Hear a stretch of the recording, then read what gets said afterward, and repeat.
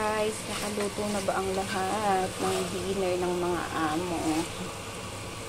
Ayan, nagluto ako nito. White onion with sliced pork. Meat. Ewan ko kung ano yun. Basta yung nasa ref. Wala kaming stock ng mga karne eh. So, yung mga frozen na ang ginagamit ko. Sabi ko kay amo, huwag mo nang bumili at ubusin ko muna yun kasi masyado nang matagal sa ref. So, wala kaming fresh meat. Kaya itong mga frozen meat ang ginamit ko. So, na-try nyo na ba to guys? Medyo madilaw yung kasi nga, yung ilaw is yellow. So, yun lang guys. Sa-share ko lang. Ayan, ang sarap. Ito yung gusto ko eh.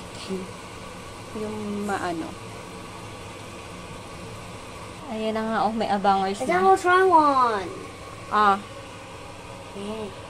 Hata, you need to blow. So, yun na guys. Thank you for watching. May nauna pa sa akin.